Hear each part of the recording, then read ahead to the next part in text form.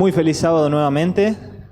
Gracias a la Iglesia de Olivos por la invitación. Decía Gustavo, es cierto, estuve aquí. Nosotros llegamos a Buenos Aires con mi esposa en agosto del 2017 y fue a los pocos meses. Así que hace ya bastante tiempo. He estado en alguna actividad social organizada por la Mibón, también aquí en el edificio, pero es un privilegio tener esta responsabilidad en esta mañana. Durante mucho tiempo me dio un poco de culpa, si es válido decirlo, el miedo que me daba predicar, ¿no? O esa responsabilidad, ese temblequeo de piernas que uno tiene ante tamaña responsabilidad. Pero hace poquito escuché a un presidente de uno de nuestros campos eclesiásticos decir que seguía poniéndose nervioso, aunque tenía más de 20 años de pastor. Así que digo, bueno, si un pastor con 20 años de experiencia se pone nervioso, yo tengo la libertad de sentirme también nervioso. Entonces, cuando uno está así de nervioso, creo yo, lo mejor que puede hacer es ir a buscar algún tema que le haya hecho bien a uno mismo e intentar compartirlo con los demás, esperando que eso sea de beneficio también para todos. Así que eso es lo que vamos a hacer en esta mañana. Para beneficio de ustedes, a mí me gusta predicar cortito, así que vamos a tratar de respetar ahí el tiempo. Entiendo que el tiempo que ahí se nos propone es el tiempo para los distintos servicios que la iglesia tiene. De paso, sigo a la Iglesia de Olivos en redes sociales, me encanta el material que preparan, los felicito, supongo que los chicos estarán involucrados en eso. Muy lindo se ve. Algunas cosas les hemos plagiado y lo seguiremos haciendo.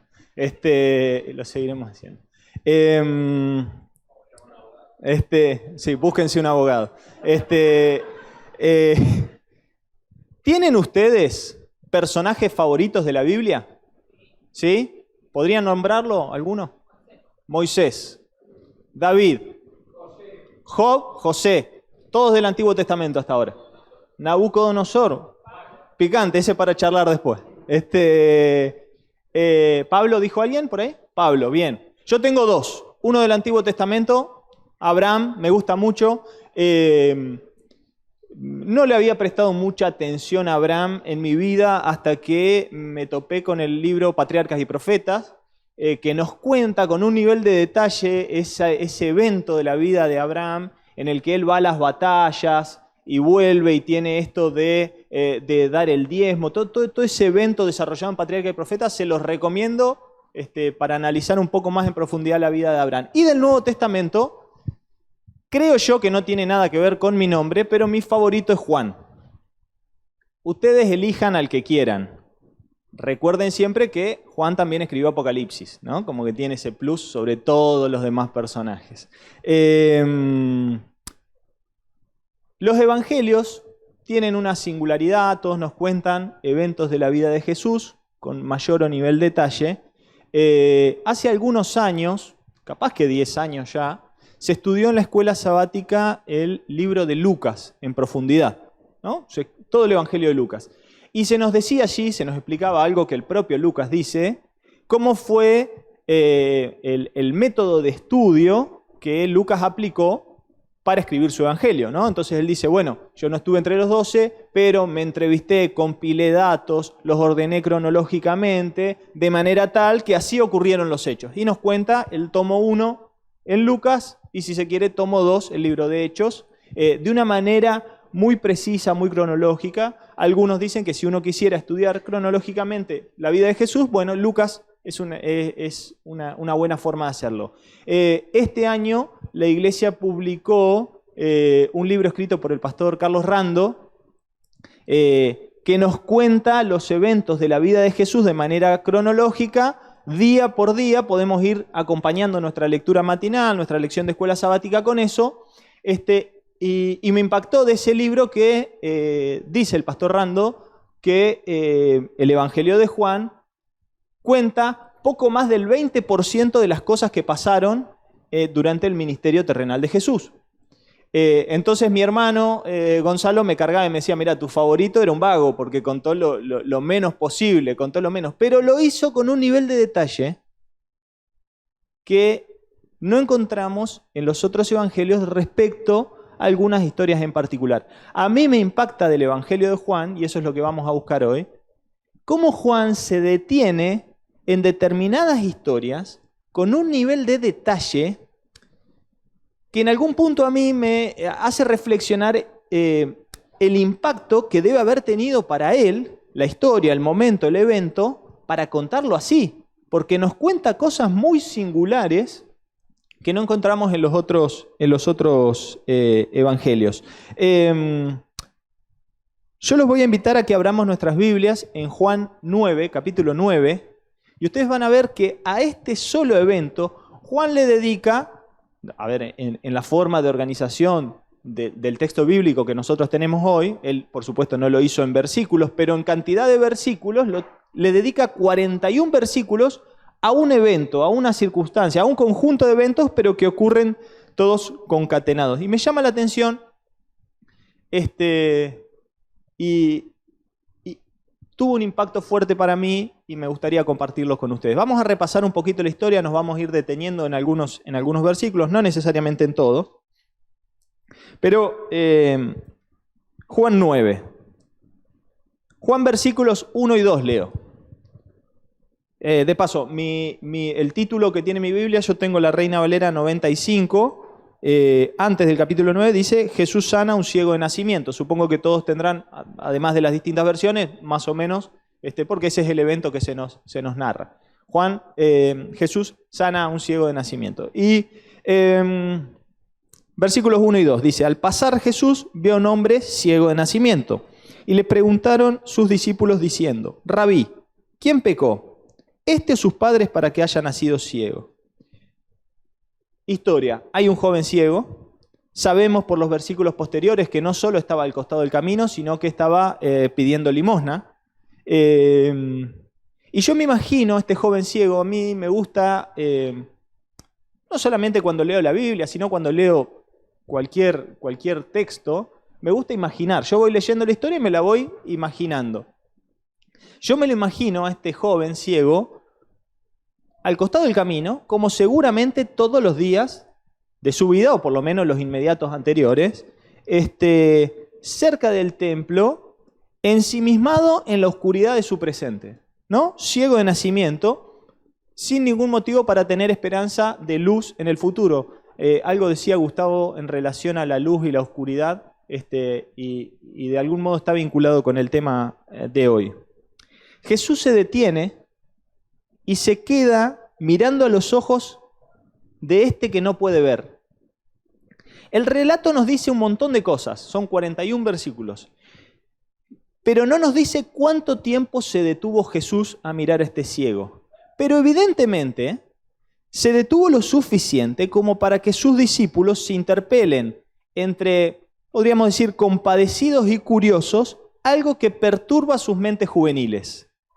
La relación que hay entre lo que sufrimos y nuestra responsabilidad personal.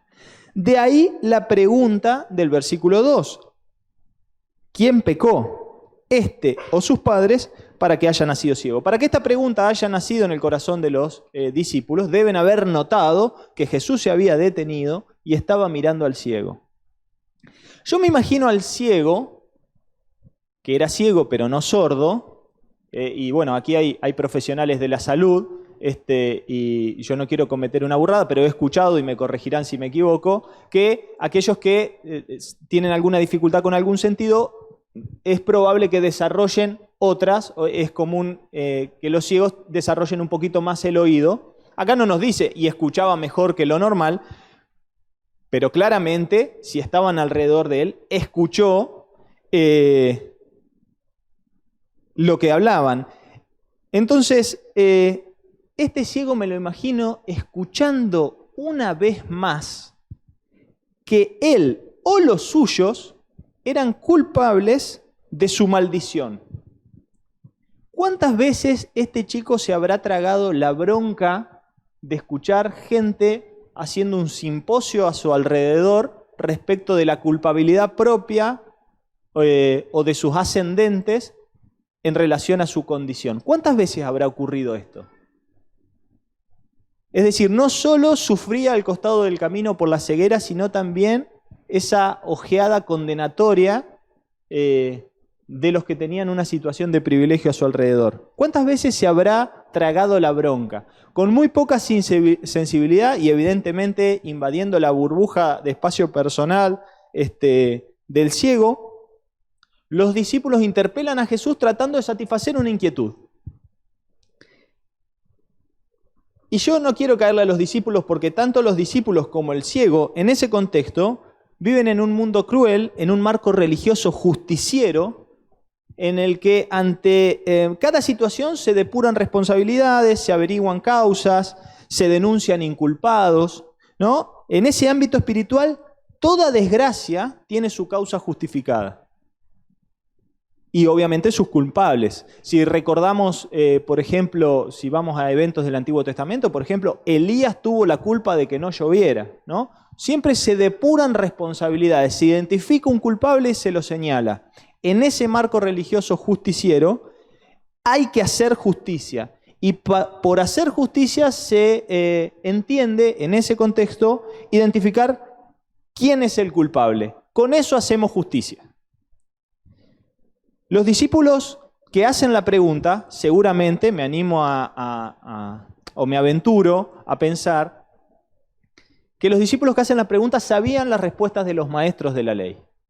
Entonces seguramente ellos sabían que los fariseos explicarían esa situación achacándole la responsabilidad a ciertas taras congénitas de los antepasados para concluir que el ciego era ciego por esa cadena de pecaminosidad pasada y él padecía esas consecuencias. Los saduceos, con una visión, si se quiere, un poco más determinista del futuro, incluso también de la omnisciencia y la justicia divina, podrían decir que es más plausible que el niño fuera ciego a cuenta de pecados futuros, ¿no? Para unos y otros, sea cual fuere la explicación, no hay sufrimiento sin causa. En definitiva, que el chico sea ciego de un modo u otro es justo. Jesús, me gusta la actitud de Jesús, no solo en esta historia, sino en general cuando se le plantean estas dicotomías. Vieron que cuando Jesús le hace una pregunta, ¿qué es? A o B, nunca elige, ¿no? O sea, siempre te sale con un C. Y hace lo propio en este momento. Respondió Jesús: no es que pecó ni sus padres, sino que para que las obras de Dios se manifiesten en él.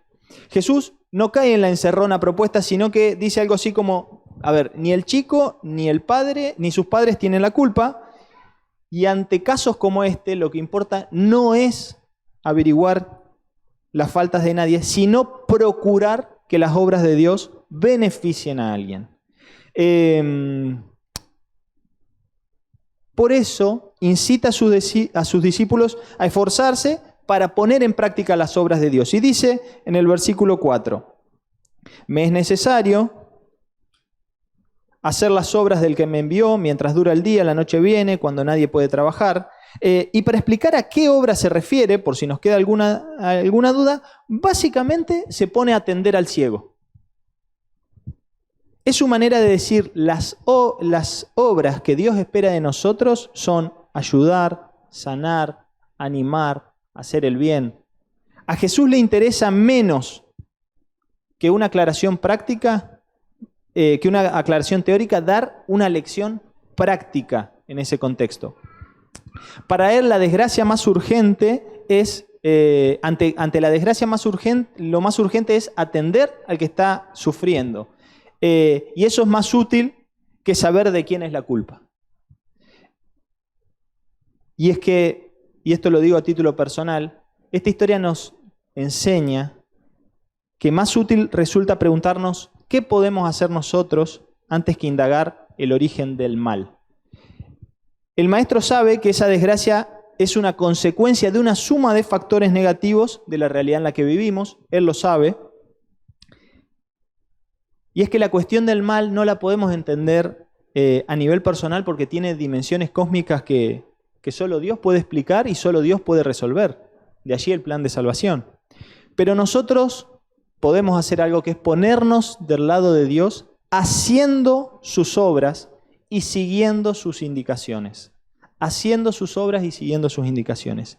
Diciendo que ni el joven ni sus padres tienen la culpa de esta situación, Jesús nos da a entender que descubrir la causa de algunos males a veces es muy útil, y de hecho en medicina lo es, ¿no? Descubrir la causa de una enfermedad nos permite seguramente direccionar un tratamiento, pero a veces no.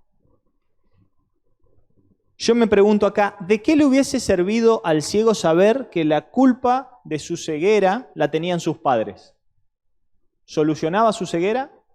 No. ¿Mejoraba su condición económica? Tampoco. ¿Mejoraba su relación con sus padres? Definitivamente no. Supongamos que Jesús le hubiese confirmado en ese momento, esto es culpa de sus padres. Y yo imagino que la relación de este chico con sus padres hubiese comenzado a deteriorarse inmediatamente, si no estaba deteriorada en este punto. Imagínense que Jesús hubiese dicho, sí, porque el papá hizo esto, esto y esto, ahora es justo que su hijo sea ciego, ciego de nacimiento. Yo no creo que hubiese sido positivo para este chico saber esto. Y para demostrar con hechos sus afirmaciones, Jesús se pone manos a la obra. Fíjense versículos 6 y 7. Dicho esto, escupió en tierra, hizo lodo con saliva y untó con el lodo los ojos del ciego y le dijo, ve a lavarte en el estanque de Siloé, que significa enviado. Entonces fue, se lavó y regresó viendo. ¿Por qué actúa así Jesús con este ciego? Jesús tenía el poder para sanarlo simplemente hablando, ¿no? O sea,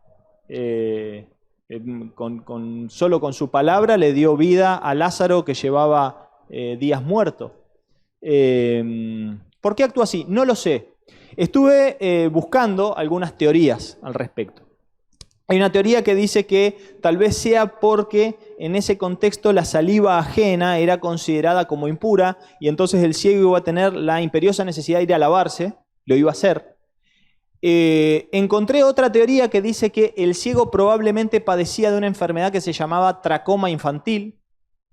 Insisto, no soy profesional de la salud, pero hice lo que hacemos todos los que no somos profesionales de la salud cuando escuchamos de una enfermedad. ¿Qué es? Googlearla. Y no solo la googleé, sino que puse imágenes de Google. No lo hagan. No les recomiendo que busquen tracoma infantil en imágenes de Google. No sé si es cierto, pero nos dice Elena de White cuando nos cuenta esta historia en El deseo de toda la gente, que el entorno tiene que movilizarse para ayudar al ciego a llegar al estanque, ¿no? Porque seguía siendo ciego. El profesor Badenas, por ejemplo, dice que incluso debe haber sido probable que los propios discípulos que hasta ese momento estaban alrededor del ciego lo hayan tenido que acompañar hasta el estanque. Es decir, el entorno tiene que movilizarse. Y Jesús espera que ese entorno entienda que la voluntad divina ante una víctima de cualquier mal es que los que disfrutan, los que disfrutamos de una situación de privilegio, se pongan a ayudar, nos pongamos a ayudar. En vez de quedarnos de brazos cruzados esperando respuestas teóricas a preguntas curiosas. La religión de Jesús nos enseña que se sitúa entre la realidad y el misterio, pero pertenece igualmente a ambos ámbitos. Yo les voy a pedir que busquemos Deuteronomio 29:29. Deuteronomio 29:29 y después volvemos a Juan 9 si tienen la posibilidad de dejar señalado allí.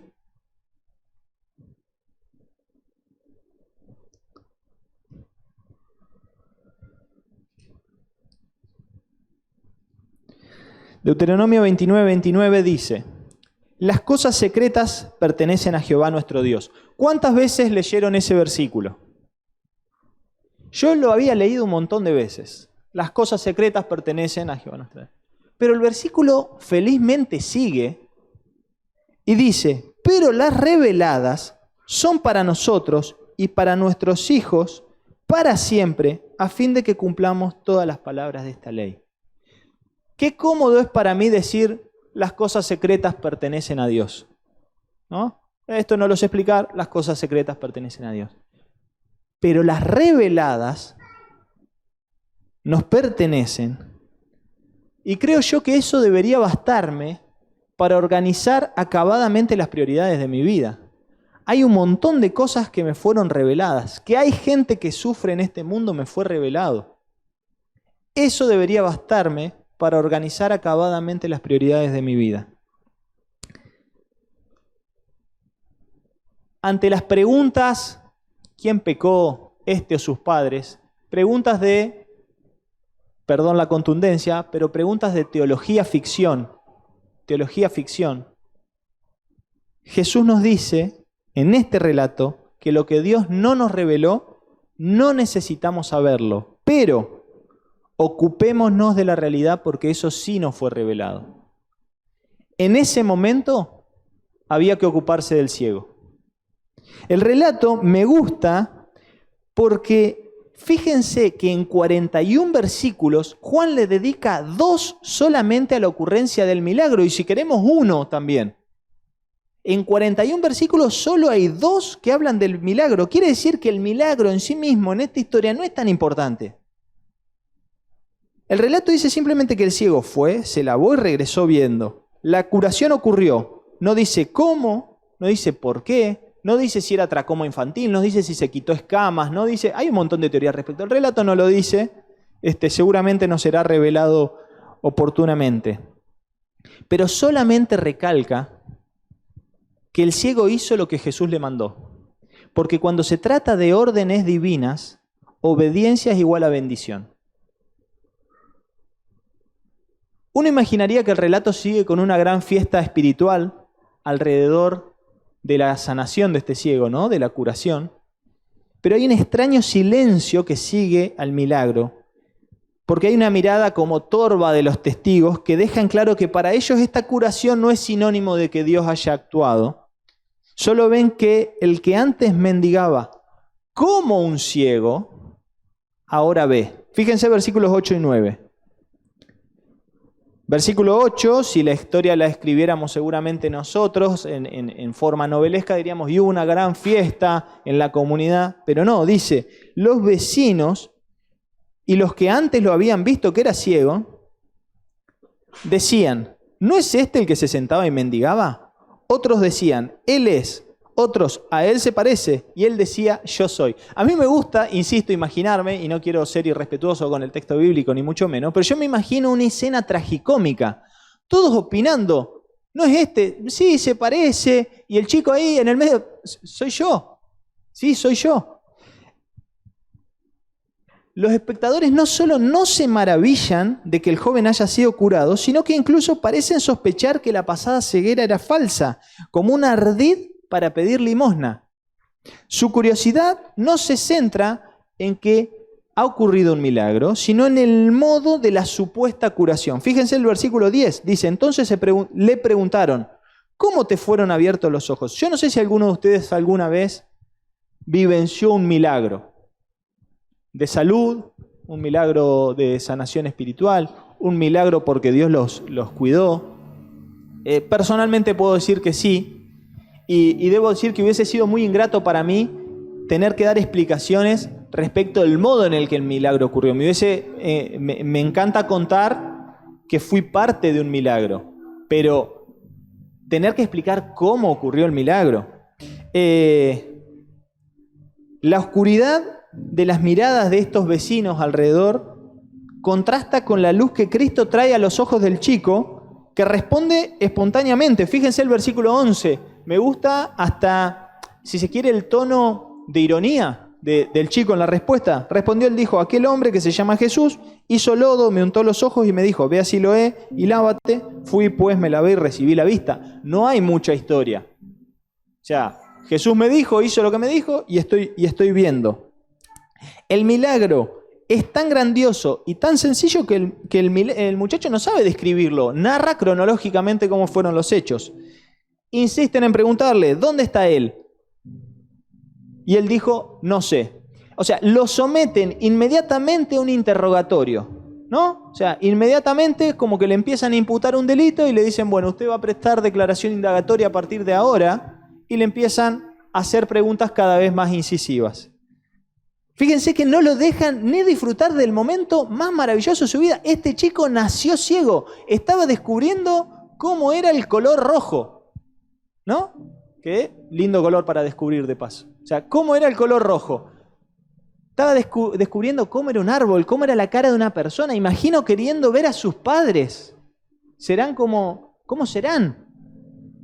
Había nacido ciego, ni siquiera tenía parámetros visuales anteriores. No es que se había quedado ciego. Había nacido ciego y lo someten a un interrogatorio. Lo fuerzan incluso a comparecer ante los fariseos como si estuviera imputado de un delito. Y como si esto no fuera poco, llaman a sus padres. Fíjense versículos 13 en adelante, voy a leer varios. Dice, llevaron ante los fariseos al que había sido ciego. Y era sábado cuando Jesús había hecho el lodo y le había abierto los ojos. Volvieron pues a preguntarle también los fariseos cómo había recibido la vista. Él les dijo otra vez, ya como que achica el relato, como diciendo, muchachos, ya les dije. Dijo, me puso lodo, me lavé y veo. O sea, no es tan difícil. Entonces algunos de los fariseos decían,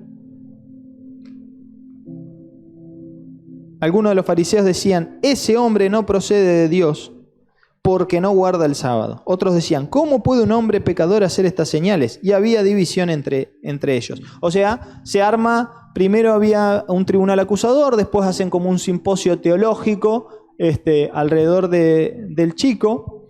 Dice, entonces preguntaron otra vez al ciego, ¿qué dices tú del que te abrió los ojos? Él contestó, que es profeta, pero los judíos no creyeron que él había sido ciego y que había recibido la vista. Así que llamaron a los padres del que había recibido la vista. O sea, los padres no estaban ahí. Me imagino el trayecto de las personas que lo fueron a citar a comparecer ante el tribunal, ¿no? Tenían que llevarle una cédula de notificación, tienen que presentarse a declarar ante los fariseos. Y de paso le cuento, ya que estamos, el chico que era ciego ahora está viendo. Ese es un detalle complementario, pero lo importante es que ustedes vayan a declarar. Me imagino, ¿cómo? O sea, mi hijo ve, van los padres y les preguntan, ¿es este vuestro hijo, el que vosotros decís que nació ciego? ¿Cómo pues ve ahora? Fíjense que en el interrogatorio ya hay una acusación. Parece ser que ustedes son cómplices de haber mentido de que el chico era ciego para pedir limosna, ¿no? Ustedes dicen que era ciego. Ustedes dicen. Entonces, yo pienso ahora en esos padres que así como su hijo, también tuvieron que sufrir estas acusaciones de esa porción de la sociedad que entendía que ellos dos tenían la culpa de la ceguera del hijo. Ahora se enteran que el hijo ve y entonces se sacan esa mochila, pero le empiezan a cargar la mochila de que ustedes mintieron y su hijo no era ciego, ¿no? Terrible el suceso alrededor del hecho. Ahora no solo habían sido culpables de la ceguera, ahora eran culpables de la supuesta curación. Y me gusta la respuesta de sus padres. Y vieron que a veces los hijos copiamos, yo a veces, a medida que voy creciendo y ahora que tengo esta responsabilidad de empezar a ser padre, me escucho diciendo cosas que mis padres me decían que pensé que nunca iba a decir, ¿no? Como lávense los dientes antes de irse a dormir, ¿no? O sea, uno va copiando. Y yo veo en la respuesta de los padres acá, y cuando la comparo con la respuesta del hijo previamente, veo un vínculo que tal vez Juan no haya querido hacer. A mí me gusta pensar que puede haber sido así. Veo cierto tono de ironía en las respuestas, porque fíjense que los padres dicen, a ver, sabemos que es nuestro hijo, ¿estamos de acuerdo, mi amor, que es nuestro hijo? Sí, es nuestro hijo. Sabemos que es nuestro hijo. ¿Sabemos que nació ciego? Sí, sabemos que nació ciego. Pero cómo ve ahora no lo sabemos. O quién le abrió los ojos, nosotros tampoco lo sabemos. Edad suficiente tiene, pregúntenle a él que hablará por sí mismo. Esto nos da la pauta de que el chico probablemente tenía más de 12 años de edad, porque para tener la posibilidad de declarar frente a estas autoridades religiosas tenía que tener esa edad. Entonces, le responde en ese tono. Los fariseos están al acecho en su interrogatorio de una transgresión adicional que creen percibir, ¿no? Violación del reposo sabático por haber hecho barro en sábado. Versículos 24 al 27. Llamaron nuevamente al hombre que había sido ciego y le dijeron, da gloria a Dios, nosotros sabemos que ese hombre es pecador. O sea, arrancan el interrogatorio con una imputación. Esto, si lo quieren analizar después jurídicamente, vemos que sería una violación a las propias normas que regían los juicios según la ley hebrea. Sabemos que este hombre es pecador.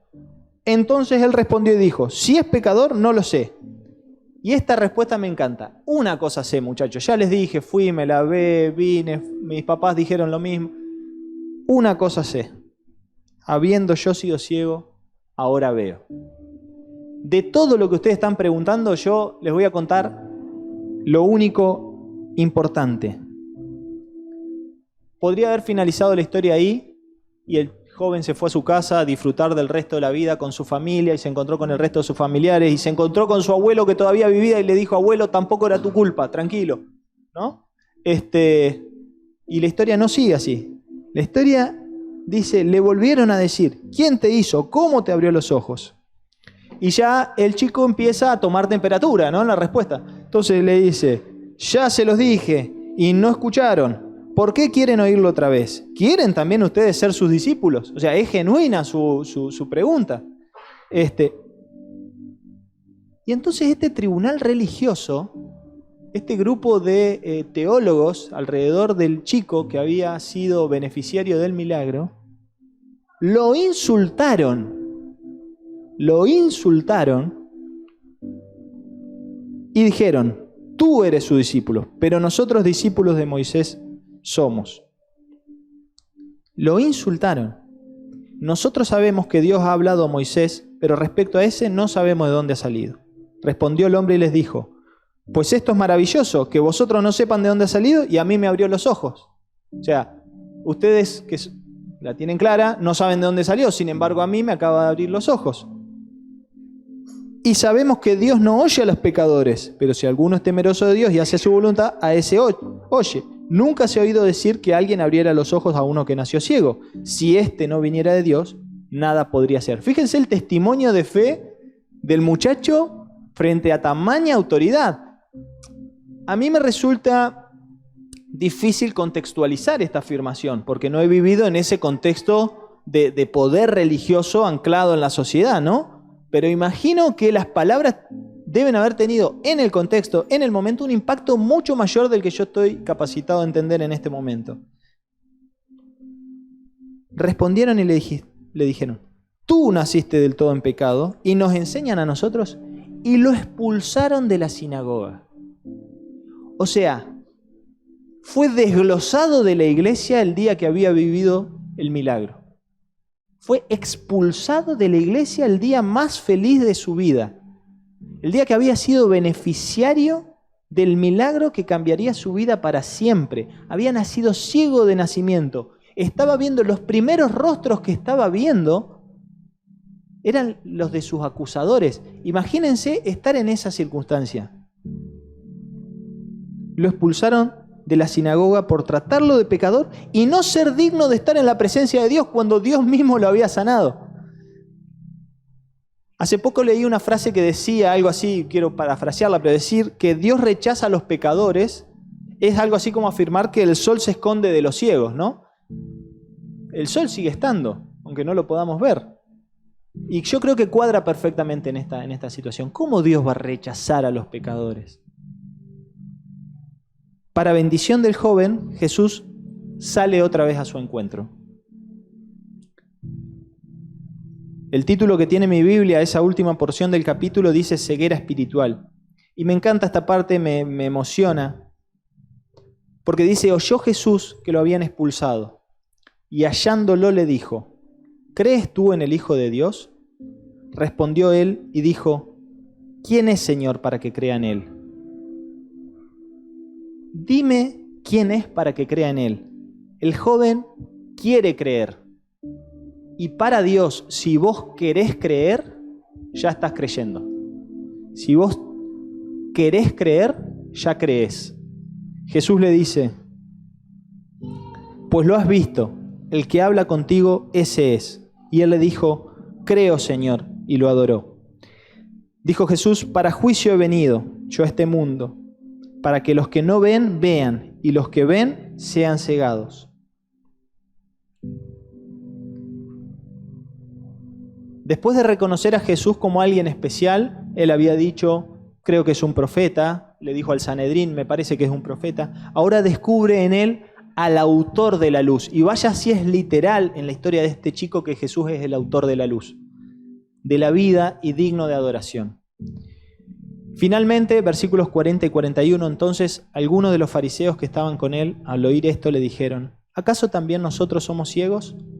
Jesús les respondió, si fueran ciegos no tendrían pecado, pero ahora porque decís vemos, vuestro pecado permanece.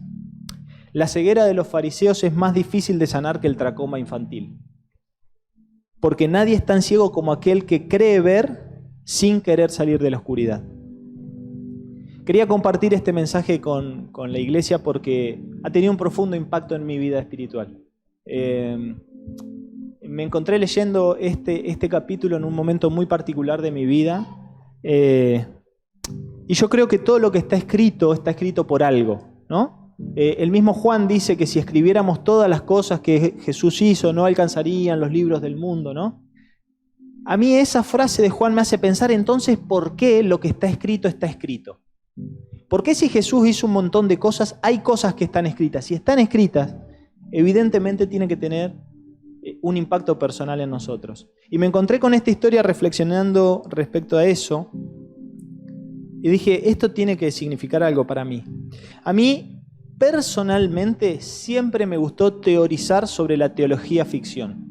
Y podría enumerar un montón de almuerzos sabáticos con mis hermanos de iglesia, en casa, hasta las 4 o 5 de la tarde, esperando que se haga el horario del culto joven, tirando ideas de lo más alocadas sobre preguntas no muy distintas de esta, ¿quién pecó, este o sus padres? ¿No? Teorizando, ¿no? Y tirando versículos descontextualizados, sacudiéndonos con versículos por la cabeza, haciéndonos preguntas de teología ficción y olvidándome de la segunda parte de Deuteronomio 29.